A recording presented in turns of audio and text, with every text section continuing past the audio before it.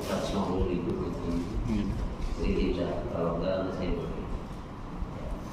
Nah, kita akan poles supaya tidak zonk, tidak zonk. Kamu strong. Kalau orang yang jahat, penjahat, berbuat maksiat, nggak sholat, ya sudah jelas.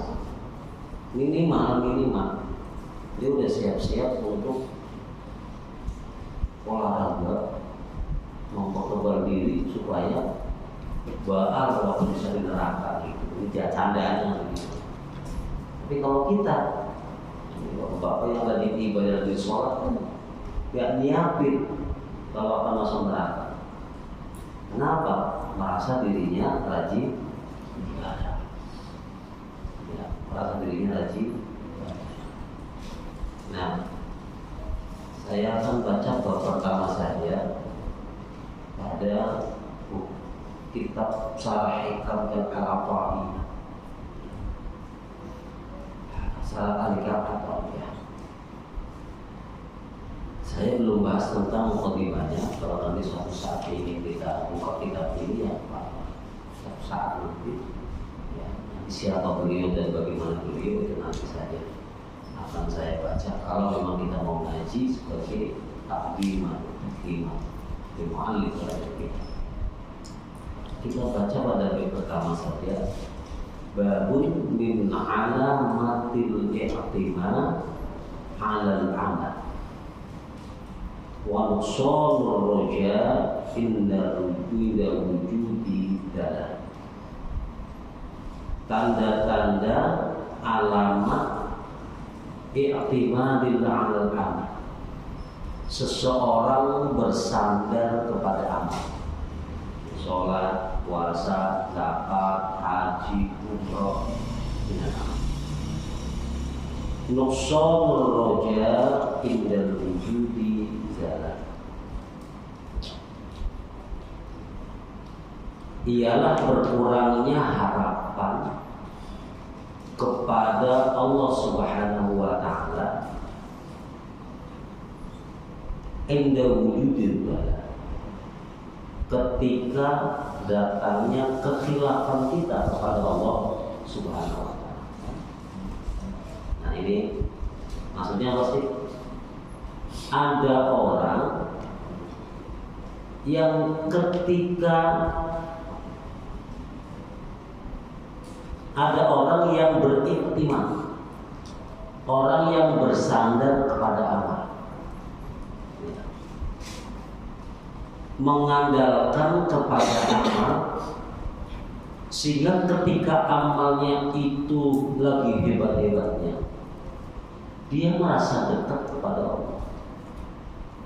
Tapi ketika dia amalnya berkurang atau bahkan dia berbuat maksiat, maka dia merasa jauh dari Allah dan merasa hilang rahmat kasih sayang Allah.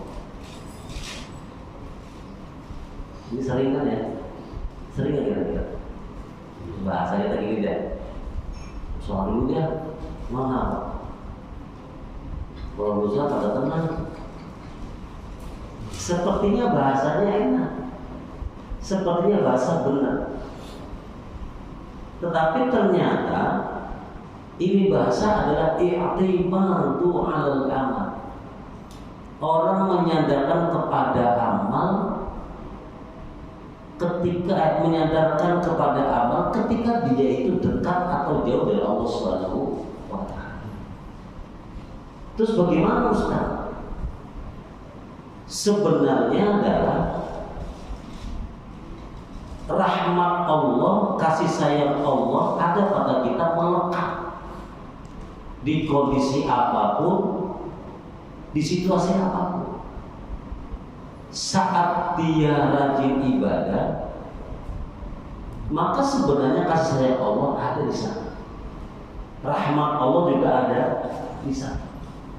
Tapi saat kemudian kita berbuat maksiat, berbuat dosa, berbuat khilaf, sebenarnya rahmat itu masih ada di sana.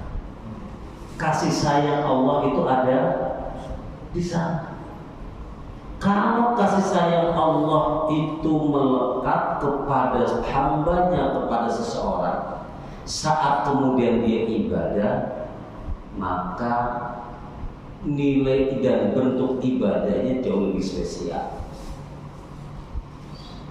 Kita ini kan kadang-kadang nggak mau sholat duha. Kenapa? Supaya dapat rezeki. Memang kalau nggak sholat duha, kita nggak dikasih rezeki sama Allah. Dikasih nggak? Dikasih.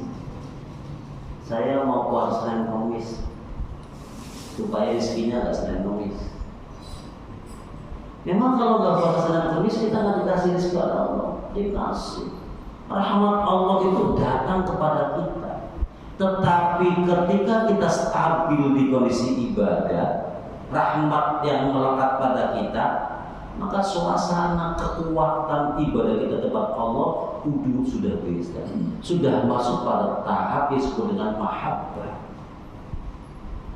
Takarrub kita kepada Allah sudah pada tahap mahabbah. Sudah tidak banyak berharap urusan dunia pada ibadah kita. Kalau duha bagaimana Ustaz? Memang kita melaksanakan doa itu karena perintah Allah. Boleh minta nggak Ustaz? Boleh. Ada bab doa, ada berdoa. Tapi hakikatnya sholat duha itu kita melaksanakan karena perintah Allah, karena rahmat dan kasih sayang. Saat kita kemudian berbuat maksiat, berbuat dosa, maka rahmat Allah tetap melekat di sana, kasih sayang Allah tetap melekat di sana, sehingga ketika kita berbuat maksiat, tobatnya lebih cepat, merasa bersalahnya lebih cepat. Tapi kalau kemudian kita merasa bahwa setiap gue lagi maksiat, lagi banyak dosa, gue lagi jauh sama Allah, semakin merasa jauh dari Allah, maka semakin berat dan susah untuk taubat. Nah, ini hakikatnya kita ini begini. Kalau kita dengan Allah, rahmat dan sayang Allah melekat, kita pun demikian. Kalau mendapatkan tetangga kita, saudara kita, bapak kita, adik kita berbuat kebaikan, kita tetap. Tapi kalau kemudian mendapatkan saudara kita, sahabat kita, tetangga kita berbuat maksiat, jangan kurangi rahmat kita. Paham ya? Assalamualaikum. Ini serius banget ini kayaknya. Ya. Paham ya? Kalau kemudian kita lihat saudara kita bermaksiat, saudara kita berbuat dosa, berbuat salah, rahmat dan kasih sayang kita jangan dijauh, jangan dikurangi, jangan berkurang. Kenapa? Semakin kita menjauh rahmat kita sebagai manusia, kasih sayang kita kepada manusia, kepada orang yang bersalah, maka semakin sulit dia untuk bertobat, semakin berat dia untuk bertobat, maka justru semakin jauh menjauh dari urusan kepada Allah Subhanahu wa Ta'ala. Dekat. Oga, mau sini bocah, buang dulu kurang aja, buang dulu, gua bakal kagak ngurusin, tambah hancur, tambah punya tetangga sombongnya alhamdulillah, nyapa juga kagak, buang muka dia, buang muka aktif di buang-buangin, tidak, buang muka, wah udah gak karu-karuan pokoknya.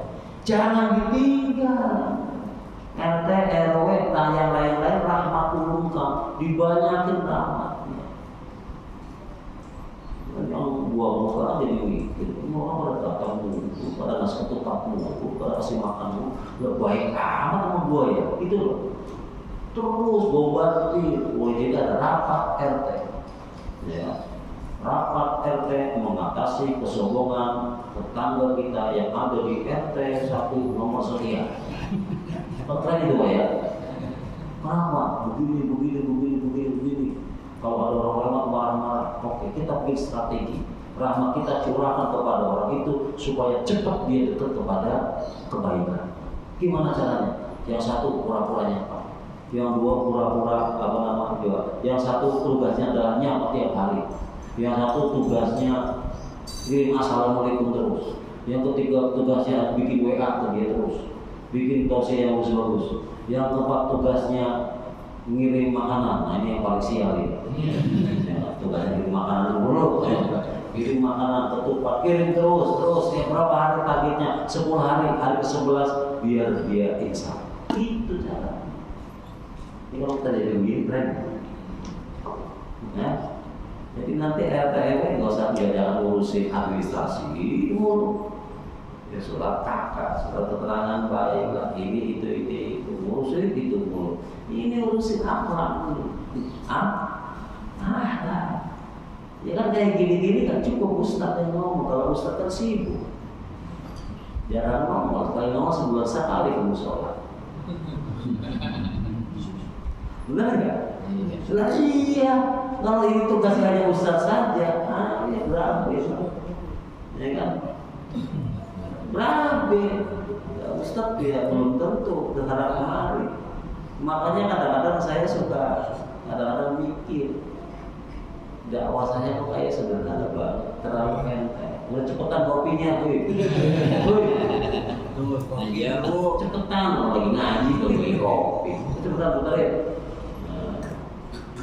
Ya, nggak jangan puterin. Apa? Kopi ya di sini. Lagi.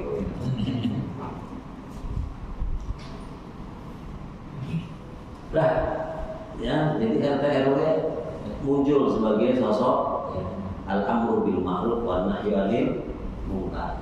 Semuanya muncul. Ini mumpung namanya kapling kan gak begitu luas-luas amat. Ya enggak? Jadikan ini kampung berakhlak, kapling berakhlak, kapling kapling senyum. Ya kan? Pokoknya setiap masuk ya semua ramah, semua nggak ada yang gagal ramah. Ya, bikin kembang-kembang yang rapi terus sampai ke ujung. Misalnya contoh, ya jalannya ini dikasih tulisan semuanya, yuk senyum, dikasih jalan semuanya. Ya, orang masuk langsung disediain kopi, ya kan? Ada dispenser di ujung sana, gitu ya. Silakan bikin kopi sendiri. Aduh, silakan makan. Nah, apa itu aman? Jadi sekali lagi jangan bersandar kepada kebaikan kita seolah-olah kebaikan itu yang mengantarkan kita kepada Allah. Allah sendiri yang memberikan rahmat. Apa itu amal? Al-amalu huwa harakatun jismi awil qalbi. Gerakan badan dan gerakan hati. Itu namanya. Kalau gerakan doang itu belum amal. Belum. Kalau gerakan badan doang itu belum amal. Harus ada qalbunya, harus ada hatinya. Maka gerakan binatang dengan gerakan manusia beda.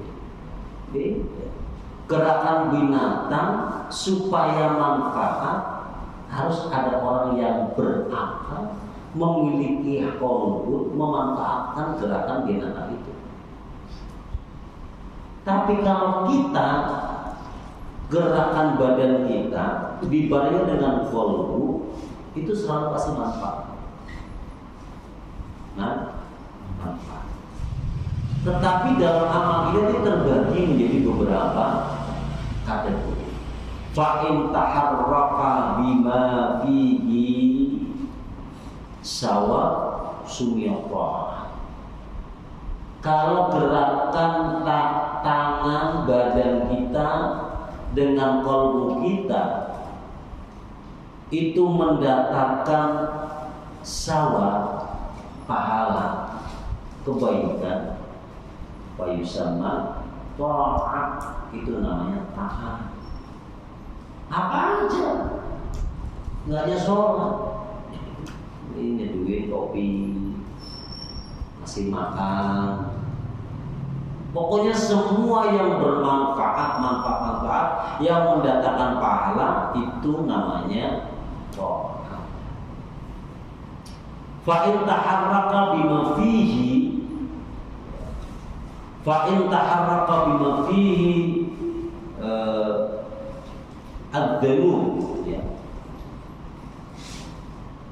Kalau kemudian di dalamnya itu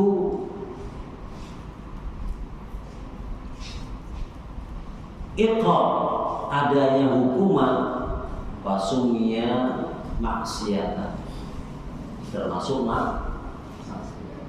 Pokoknya kalau perbuatan kita mendatangkan problem, masalah, ya berarti maksiat. Apa aja. Nah, di dalam kehidupan kita, amal itu terbagi menjadi 3.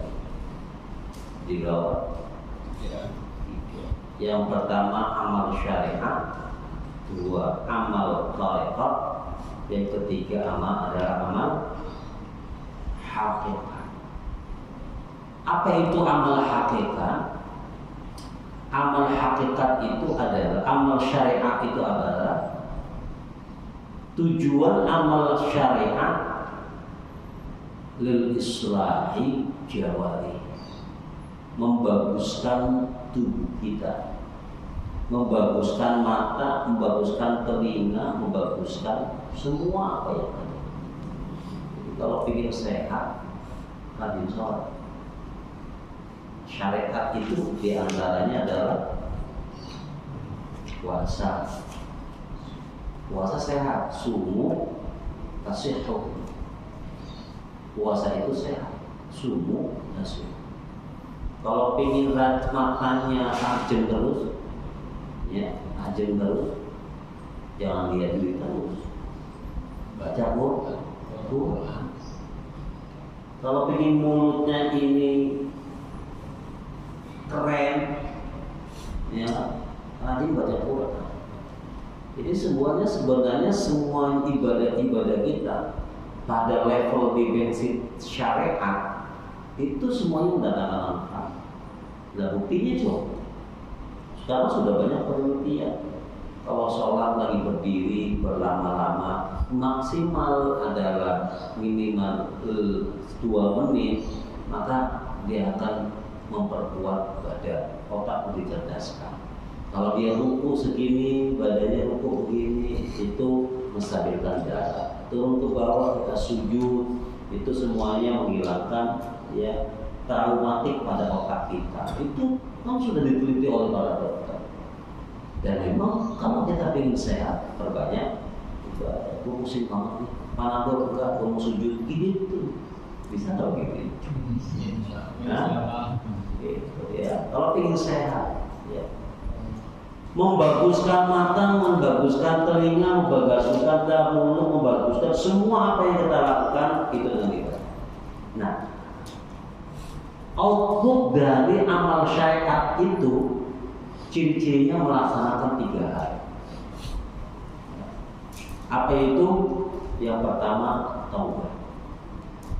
Yang pertama, ciri-ciri orang yang sedang melaksanakan level amal syariat, yang pertama adalah taubat. Kita taubat. Tobat, pokoknya semua yang problem, yang masalah bersihin semua. Kalau ninggalin sholat, ya kodok sholat, perbanyak tobat. Kalau hal-hal yang bersifat hubungan kita dengan Allah, ya udah duduk banyak istighfar. Ingat-ingat tuh, dulu kita dosa. Subhanallah, ninggalin sholat dulu, astagfirullahaladzim, bawa mobil taksi, minta yang dibawa perempuan cantik, lupa dibawa rasa, terus, ya, taubat.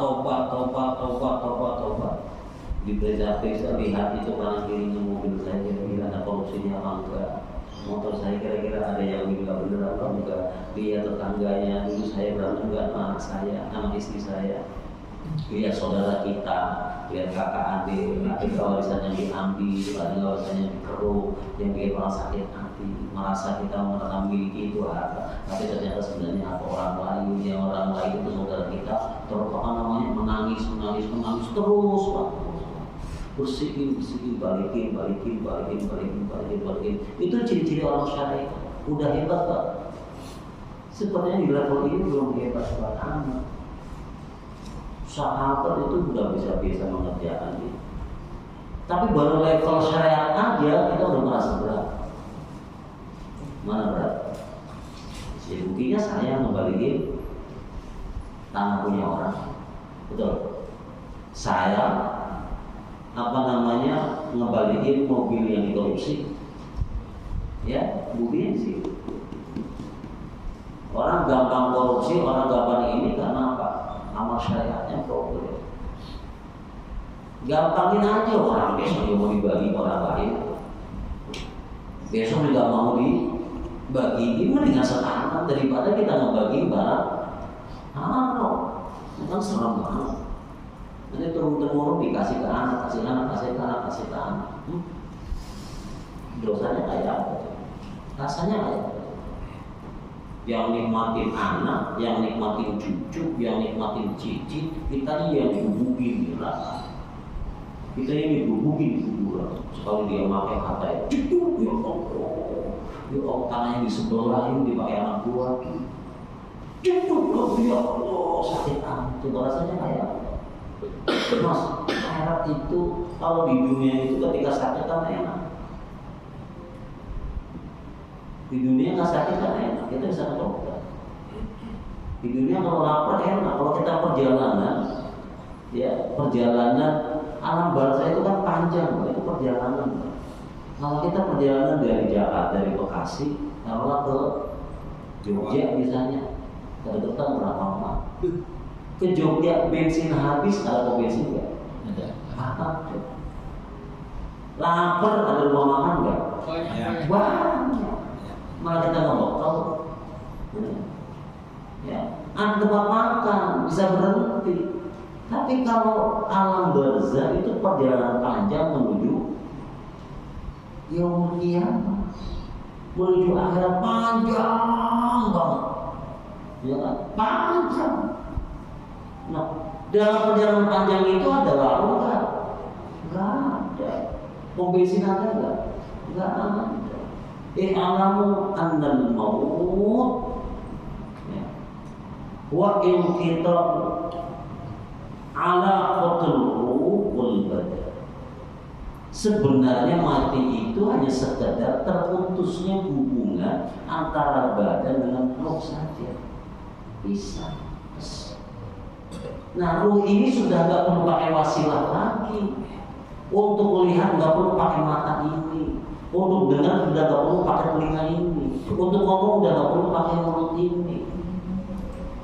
Untuk meraba nggak perlu pakai tangan ini. Ruh jauh lebih tajam.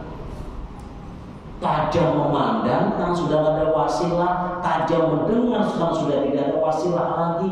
Tajam berbicara karena sudah tidak pakai wasilah lagi. Maka jangan salah.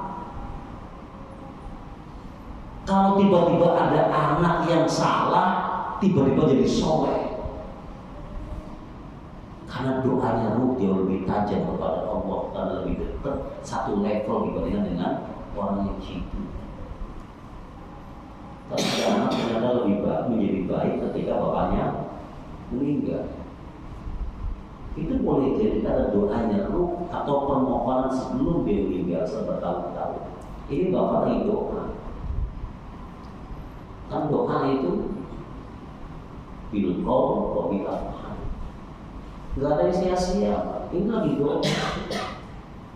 Sudah ditarik satu. Ini mau kalau gimana nih kebaikan Ustaz Amir jadi imam, dengerin ngaji. Udah tahu kita di mana? Oh, kita di Ayu itu.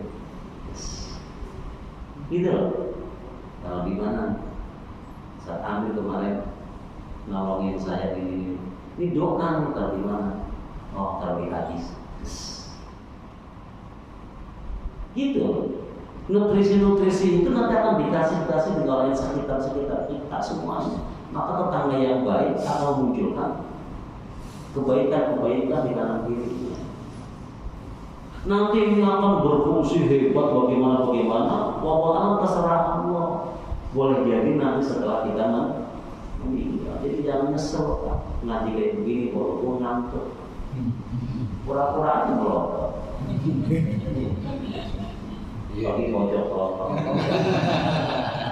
Ngopi. Ya. Lanjut. Dari mana tadi? Sampai kopi. Dari kopi. Ya, tuh. Amal Pak. Ya, harus berbuat baik terus berbuat baik kan itu doa. Ya.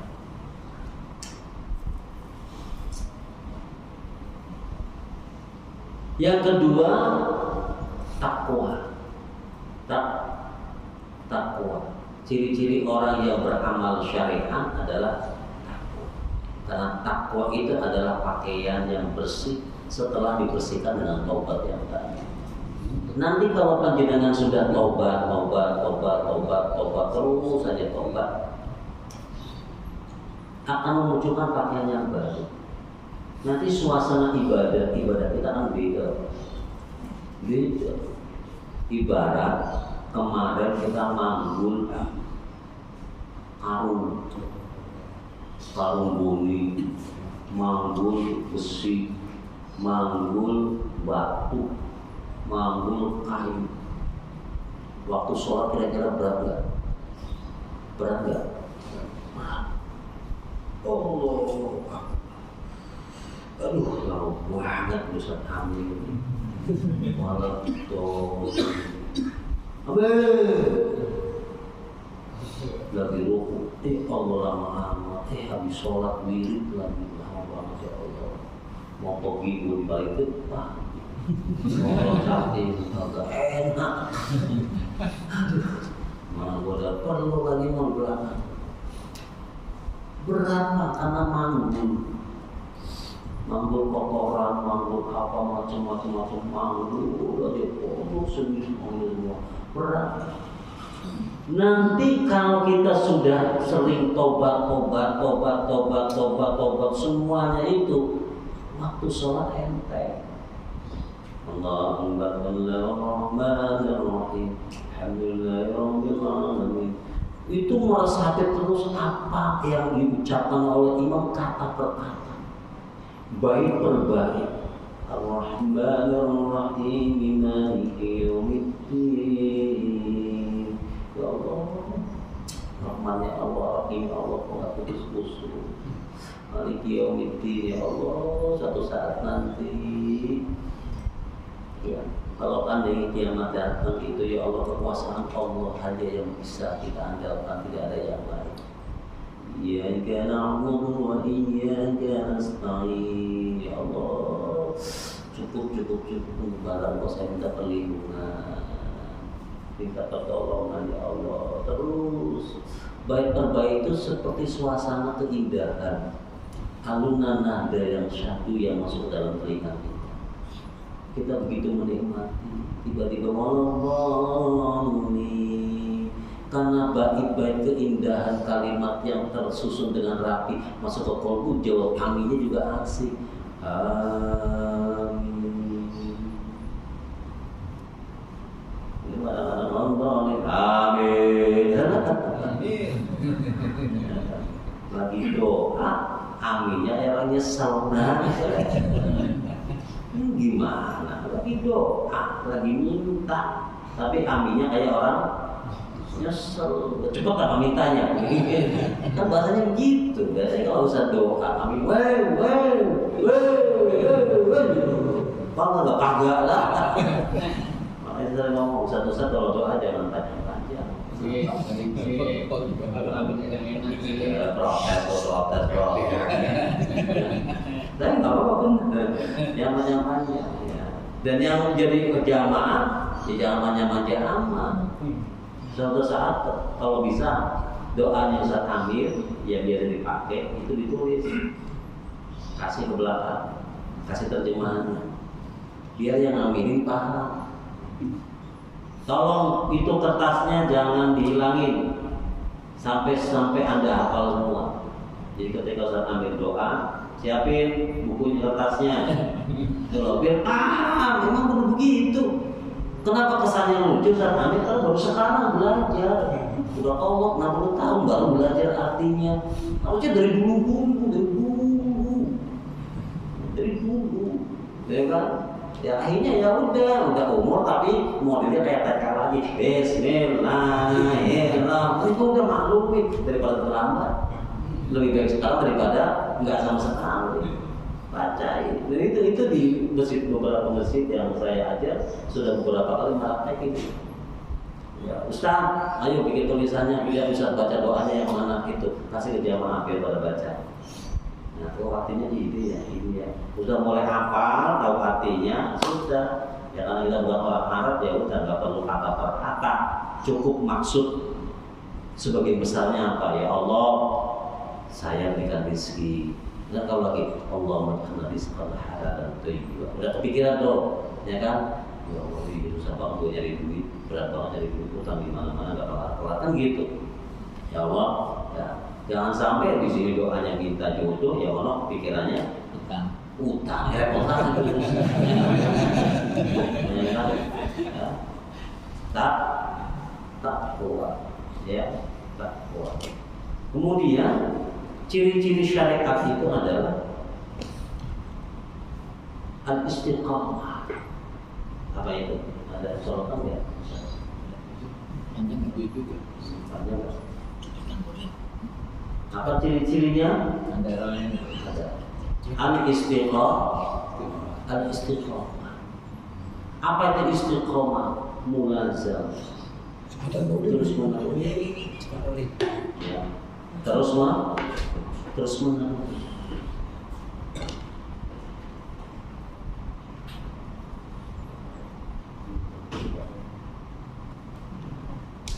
Ini nanti kalau saya meninggal ini yang cepat masuk surga itu. Amin. Bawa kemana-mana Sudah. Mudah-mudahan masuk. Kayaknya masuk. Ya. Yang ketiga adalah istiqamah, mulazamah, terus menerus. Sesuatu yang tidak istiqamah berarti dia tidak melekat, tidak cinta, bahkan membencinya. Jadi satu pekerjaan yang tidak istiqomah, walaupun pekerjaan itu baik, Anda sholat, Anda puasa, Anda zakat, kalau tidak istiqomah berarti mengandung sesuatu yang cacat. Entah Anda terpaksa atau di bawah ancaman. Allah ngancam kita nggak? Ngancam kita nggak? Dengan apa? Nah. Atau di bawah adanya maksud tertentu di balik itu. Gue pengen apa? Lu pengen surga besok? Gue pengen surga Ustaz. Ada maunya nggak? Ada. Atau memang dia tidak suka dengan pekerjaan itu, padahal sebenarnya dia tidak suka dengan pekerjaan itu. Maka yang empat ini akan memunculkan ketidakistiqomahan kita. Kenapa orang itu rajin mancing? Istiqomah lagi. Tiap sore pergi, pagi pergi, bawa corak, mancing kondek. Ya. Mancing tiap hari. Kenapa dia istiqomah? Karena dia mencintai pekerjaan itu. Betul?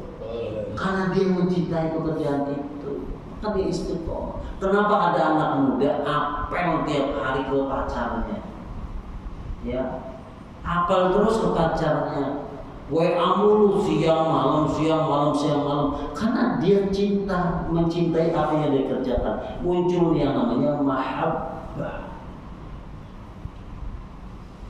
Nah, yang seperti ini namanya istiqomah. Jadi, amal itu Yang pertama tobat, yang kedua itu adalah takwa. Takwa itu libasnya manusia, libasnya orang beriman, libasnya itu adalah sholat, puasa, zakat, ibadah. Itu baju. Kalau ada orang Islam kemudian nggak sholat, nggak puasa, zakat, ibaratnya nggak punya baju, telanjang itu. Telanjang, ya. Udah telanjang, kagak tobat dulu lagi, hancur. Nah, ciri-ciri takwa ini bagus itu adalah kalau Anda sudah istiqomah. Ya, nanti di bab berikutnya saya akan bicara tentang kenapa orang kadang-kadang istiqomah tiba-tiba hilang.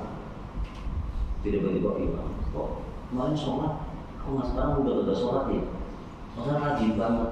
Nah, nanti ada penyakit lain yang akan memunculkan pada orang istiqomah. Yang penting sekarang istiqomah dulu aja.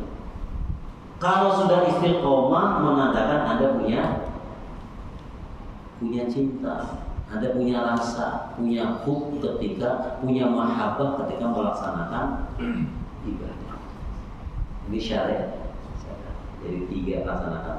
Kalau kita mau ambil amal syariat dulu, ya, karena syariat hakikat ma'rifat. Syariat dulu, perbanyak tobat, banyak. Terus Pak, koreksi terus dulu. Belajar minta maaf, belajar tulus, belajar ngomong Betawi, apanya dah, gua akrakin gitu kan, ngomongin, ya ngomongin. Cuman kadang ngomonginnya yang nyakitin doang, giliran udah minta maaf kagak jelas, kagak danta, semuanya. Istriku yang pas-pasan lah sama saya. Nah, udah jujur gitu kan. Karena apa? Nanti setelah syariat ada namanya ma'rifat. Ma'rifat itu outputnya adalah ikhlas. Ini kan sambungan tadi udah tobat, sudah rajin sholat. Ya, sudah continue nih, sedekah continue. Mau kaya, mau miskin, mau punya duit, mau kagak punya duit, sedekah. Mau bisa, ya bisa. Senyum doang. Ya. Bisa, continue sedekah. Ya, kalau pagi misalnya sedekahnya biasanya 10.000, duitnya lagi kurang, ya 5.000. Goreng-goreng cari. Seolah-olah kalau memang kita kalau lagi belum sedekah ada yang kurang apa ya? Oh ya belum sedekah, cari digoreng-goreng 5.000 ke 2.000 terus sedekah. Nggak ada duit apa ya kira-kira? Ada kue bolu kemarin saya ceramah, kasih biar nih makan.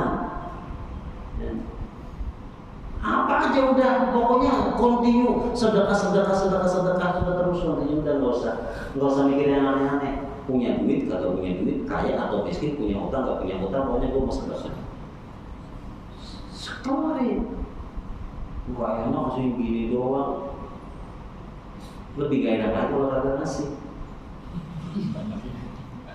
Bener gak? Gue mau ngasih uang 1.000, gak enak ngasih 1.000. Lebih gak enak lagi kalau kagak ngasih, kalau sedekah. Sedekah aja, udah terus sedekah. Ya. Nah, dari syariat itu muncul yang namanya ma'rifat. Output ma'rifat itu yang pertama adalah ikhlas. Kholas itu artinya tamam. Tamam itu artinya lengkap. Dalam bahasa Al-Quran itu sering disebut dengan labanul khalis, air susu yang tidak tercampur namanya labanul khalis. Dia nggak campur darah, tidak tercampur dengan kotoran. Kholis namanya, susu murni. Nah kita setelah tadi amal, taubat, istiqomah, ikhlas, Pak. Nggak kecampur dengan apapun karena memang tujuannya ke Allah, titik sampai di situ. Lu kenapa nolak? Gua butuh, selesai. Lu kenapa sedekah? Saya butuh. Selesai di situ. Namanya khalis, jangan kecampur tuh. Sayang itu syariatnya sudah dilaksanakan masuk ma'rifat. Sayang tuh kalau nggak ikhlas. Nggak usah diomongin kalau ketika ngomong ada riyanya. Nggak usah diomongin kalau ternyata dalam omongan itu ada pamernya. Nggak ada riya, nggak usah diomongin kalau ketika diomongin di dalamnya itu ada unsur sum'ahnya, ujub, riya, takabur. Nggak usah diumum di Facebook kalau kemudian itu mengandung unsur pamer. Ayo sudah subuh, alhamdulillah sudah selesai. Kalau ditanya sama dia, apa kok gitu? Jasa buat apa syiar biar pada ngikutin. Bagus. Tapi istiftikal, tanya pada diri. Kalau kemudian di dalam ada kata-kata, ada unsur riyanya, mendingan nggak usah. Ya cukup, yuk sholat subuh, yuk sholat tahajud, misalnya. Ya, cuman kalau kemudian saya teriak ke bapak, yuk tahajud, tapi saya punya riya biar ngasih tahu orang lain, saya tahajud loh, gitu kan? Nah, saya tahajud loh, hati-hati. Nah, yang ini jangan disuudoni, jangan suudonnya pada untuk diri sendiri saja. Yang ngupload, yang ngomong, yang dengar jangan suudon. Pamer. Emang lo tahu kalau dia pamer? Belum tentu.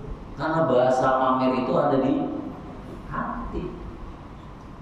Yang suudon, yang harus waspada itu orangnya, kitanya ini. Gue mau ngomongin apa enggak ya? Gue mau ngasih tahu apa enggak ya? Kasih tahu deh, biar pada ikut-ikutan sedekah. Mari saudara kita sedekah, jangan. Di tengah perjalanan, keren kan gua udah sedekah, gua ngajak orang nih. Udah begitu cepet hapus. Sayang Pak, sayang. Sudah keluar duit, dan ternyata duit itu sudah nggak pakai orang lain, di dunia sedekah sampai di akhirat jadi duit mempes. Sekarang kan sarana lil pamer banyak, Facebook, ya betul nggak? Sarana lil pamer banyak, termasuk ini saya bagi pamer apa enggak saya nggak tahu ini. Jadi, ya kan? Tapi kalau nggak diupload, nggak dikeluarkan, yang dengar cuma segini, nggak dibanyakin. Nah, yang ngasih HP, parahnya dapat itu gede banget. Jadi Ustaz kagak, capek kagak, cuma di pojok doang. Gua yang ngomong, gua yang cari ilmu, dia dapat pahala. Sebenarnya banyak gampang banget ya dapat pahala itu banget. Cuma kitanya aja kadang-kadang berhitung, males. Ya, tuh, ikhlas Pak. Kholas sudah selesai Pak. Urusannya adalah kenapa benar baik. Saya memang butuh kebaikan. Kalau yang kayak begini nggak usah. Banyak lah ya. Oh iya, ya, nggak besar Pak. Sudah. Apa sih halaman dami orang itu kira-kira manfaat besarnya apa sih? Padahal dia udah gitu doang kan, padahal hebat ya, gitu doang kan. Masa segitu aja Pak? Ya kan, kayak anak kecil aja. Ih keren, hebat. Anak kecil mah wajar digituin, kemudian kita wah wajar. Lah kita udah bangkotan, udah tua, ingin dialam urusannya. Lah gimana? Ya kan? Terlambat mas sekolah TK-nya. Ya kan? Terlambat. Apa ingin dialam, ya kan? Ya, giliran takul-takul, takul ada protesnya tuh. Ya kan? Pengen dianggap, nyapu masjid, pengen orang lain lihat, dua. Orang lain lihat, ya kan? Atau diumumin, halo, ini saya mau nyapu masjid. Ya Allah, udah ikhlas.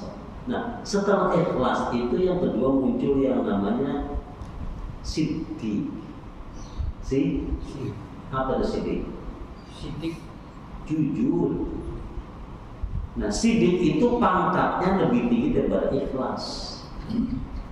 Lebih tinggi. Orang kalau sidik sudah pasti ikhlas. Tapi kalau orang ikhlas belum tentu sidik. Contoh, Anda sholat, ikhlas nggak bedanya? Ikhlas. Karena ketika Anda berangkat dari rumah sampai ke masjid, nggak ada uang yang bisa Anda bawa pulang, nggak ada berkat yang Anda bisa bawa pulang, nggak ada duit hadiah yang bisa Anda bawa pulang. Pasti dari rumah ke masjid ikhlas. Datang ke salat subuh pasti ikhlas. Itu selesai. Tapi ikhlasnya Anda belum tentu sidik. Duduk ngaji, tadinya nih habis salam imam doa mau pergi, mobil datang saya, ya Ustaz.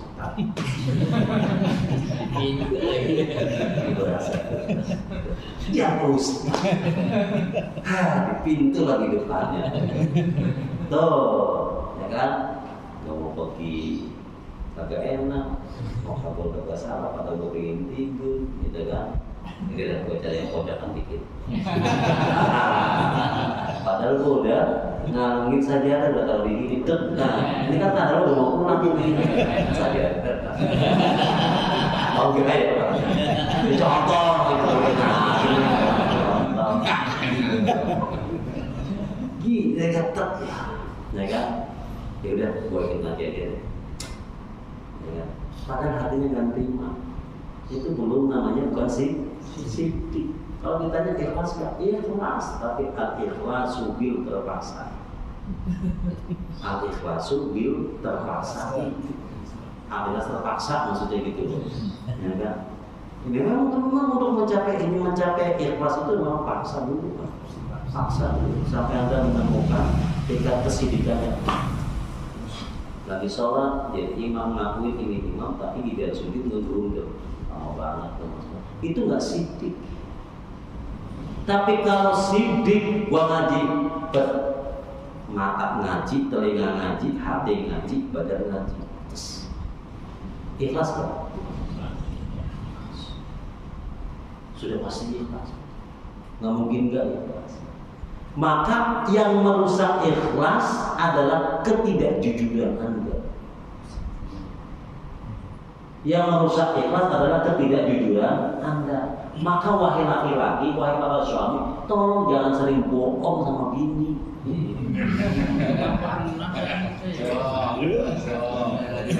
Hanya gara-gara takut bininya ngedumel, hanya gara-gara takut marah, hanya gara-gara takut ribut. Tolong belajar jujur. Semakin Anda tidak jujur, maka semakin hilang ikhlasnya. Agak perlahan nih ngomongnya, kurang pelan. Halo, dengar nggak ini saya ngomong? Kalau saya kedengeran ini, soalnya saya kenceng ini. Mulai jujur mas. Anda dapat uang berapa, pulang kemudian ngomong berapa, yang ingin diambil berapa, yang ingin disimpan berapa. Sudah gak perlu ada kata apa ngumpetin di peci.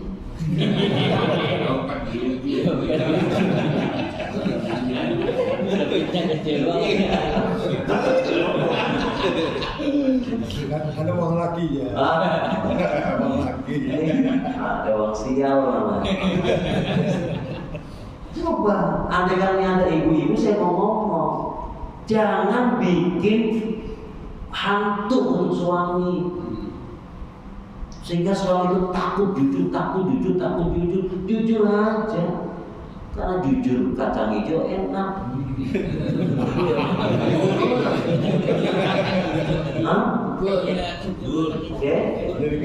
Jujur mas, sudah sampai sekarang mulai besok, mulai hari ini masuk ke rumah lepas. Kok bini dianggap hantu tuh gimana? Istri dianggap sesuatu yang menyeramkan tuh gimana? Kita kan laki-laki, kita pulang kerja lagi nyopir dapat, alhamdulillah dapat 1 juta, gede amat pak, iya, ini 500 buat kamu, apa buat kamu, ini yang 300 buat mengolah, apa bukan 200, Awas jadi ambil ya. Awas.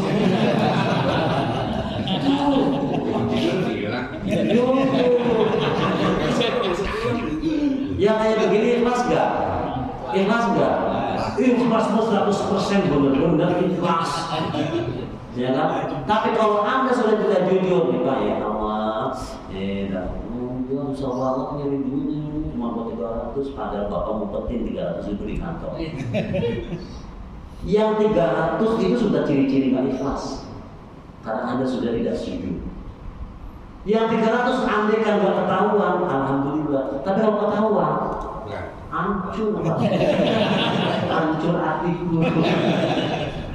Gitu kan? Tuh, ya. Nah itu yang harus kita lakukan. Dan yang ketiga adalah terakhir, kemudian nanti kita lanjutkan di hari berikutnya, tumak nina. Tumak nina itulah yang disebut dengan tenteramnya hati. Jadi kalau ada di keluarga Anda nggak tentram, nggak enak, HP takut dibuka bini. Saya nggak bawa HP Bapak. HP saya ada di kamar. Istri saya mau pegang buka terserah. Tapi saya khawatir juga ya, deket. Enggak.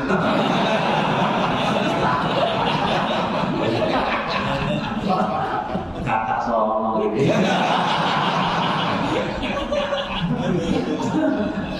Ya, coba. Ya kan?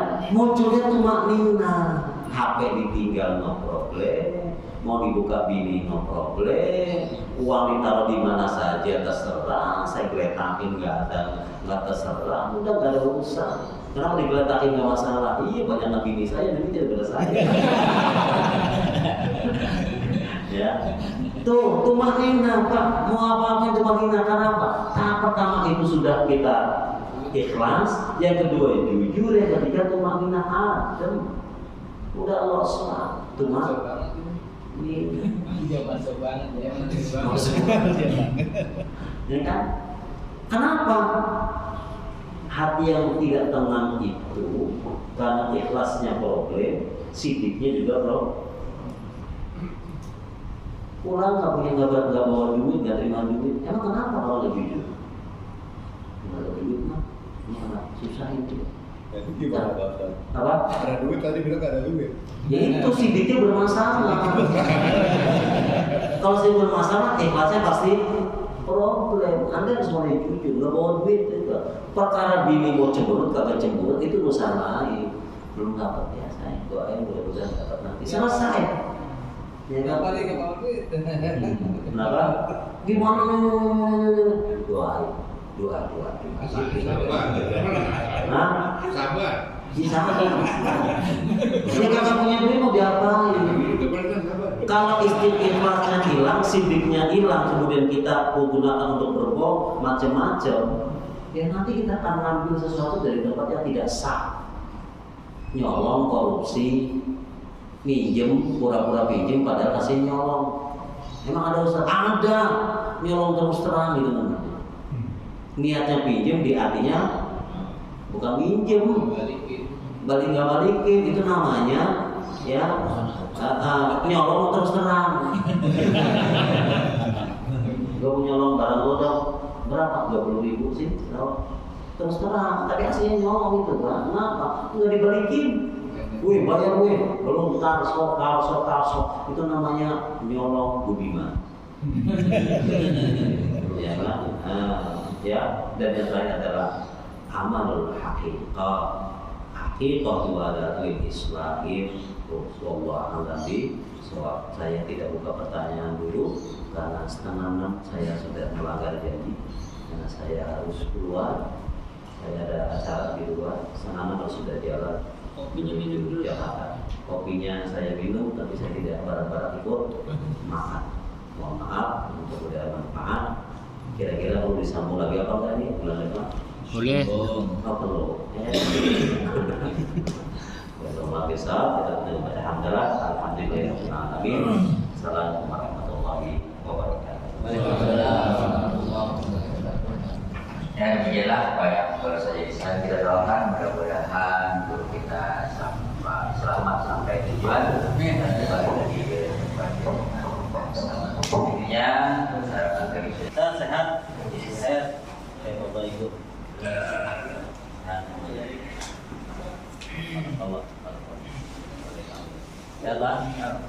Monggo semuanya. Monggo.